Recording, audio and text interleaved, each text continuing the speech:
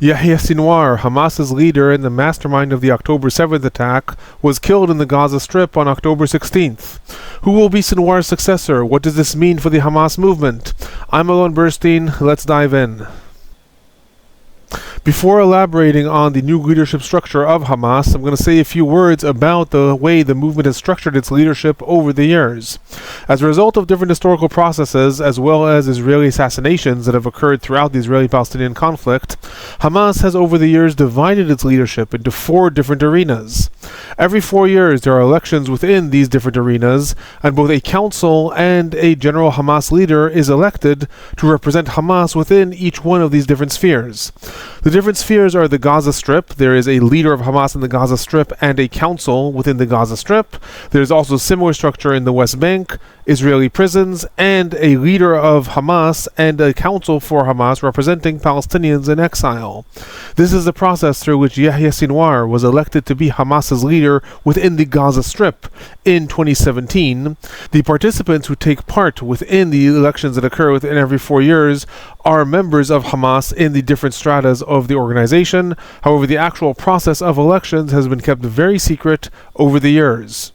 Alongside these more quote-unquote local leaderships, Hamas also has a political bureau which, since the assassination of the movement's founder and leader Ahmed Yassin in 2004, became to some extent the all-encompassing leadership of the movement in all 4 arenas. In other words, there's a Hamas leader in each one of the arenas, but there is also a political bureau that typically sits outside of the occupied Palestinian territories and is the all-encompassing leader of the entire movement. The political bureau is elected by Hamas's Shura Council. This is a religious council, but over the years has also become somewhat more of a political body. Prior to the war, Ismail Haniyeh was elected to be the leader of the political bureau of Hamas. That is how, when the war broke out in 2023, we had Ismail Haniyeh as the all-encompassing leader of Hamas, leading the political bureau, as well as Yahya Sinwar, the leader of Hamas in the Gaza Strip. During the war, after the assassination of Ismail Haniyeh on July 31st, Yahya Sinwar was appointed to lead the political bureau, making him the all-encompassing leader of Hamas.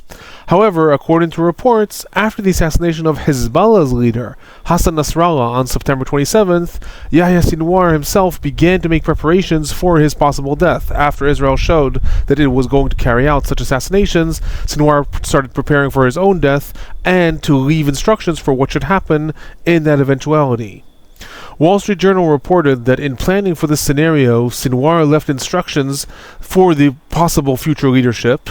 He said, among others, that Israel will likely attempt to parlay his death into a moment of pressuring Hamas to accept a new hostage deal, and he called upon his replacement to not succumb to this pressure. In addition, according to the report, Sinwar also advised that in the event of his death, Hamas should not appoint a new leader for the political bureau, but instead a council should be appointed in order to operate as a joint leadership. The aims of this, according to the legacy of Sinwar, are both to avoid assassinations of Hamas's next all-encompassing leader, as well as to confuse Israel with regards to who is making decisions in the eventual negotiations. The Hamas leadership, it seems, is adhering to that call of Yahya Sinwar. On October 22nd, 2 Hamas sources reported to AFP that the movement has agreed to establish a leadership council to head the political bureau. According to the report, the leadership council is supposed to function until the next scheduled elections of Hamas in March of 2025. However, it also added that is so long as those elections can in fact take place. According to the report, and I emphasize that this has not been officially declared by Hamas, this is only based on those media reports, the new leadership council is going to include: first, Khalil al-Haya. He was Yahya Sinwar's deputy as Hamas's leader of the Gaza Strip, so in the council he is going to represent the Gaza Strip. Zahir Jabarin, he represents the West Bank within Hamas after the assassination of Salah al-Aruri, who was assassinated in Beirut back in January of 2024. I will also note that Zahir Jabarin is one of Hamas's main finance figures in charge of the movement's economic activity. Kahled Mashal, who is the elected representative of Palestinians in exile and one of Hamas's most prominent figures. Muhammad Darwish, who is the head of Hamas's Shura Council.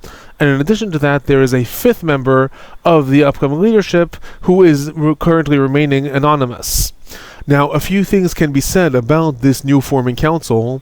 First, what is clear is that it consists of the surviving leaders of the different Hamas leadership structures within the different arenas, i.e. the top figures within the leadership of Hamas in the Gaza Strip, the West Bank, and Palestinians in exile. At the same time, all the leadership members who have been named are those who reside outside of the Israeli-Palestinian arena. All of them live primarily in Qatar. Accordingly, some may question the extent to which this leadership can exercise authority over the Al-Qassam brigades in the Gaza Strip, i.e. while there is Khalil al-Haya who represents the Gaza Strip, he has not been in Gaza since the war broke out on October 7th of 2023. So this new leadership council is forming, and there are people who represent each of the different arenas within Hamas. However, can they actually exercise any control over what goes on in the Gaza Strip? Related to this, in a moment of analysis, I'll say that the fifth unnamed figure may be the key within this enigma. It is very possible that this is Muhammad Sinwar, that is Yahya Sinwar's brother, the person who is now de facto leader of the Al-Qassam brigades in the Gaza Strip.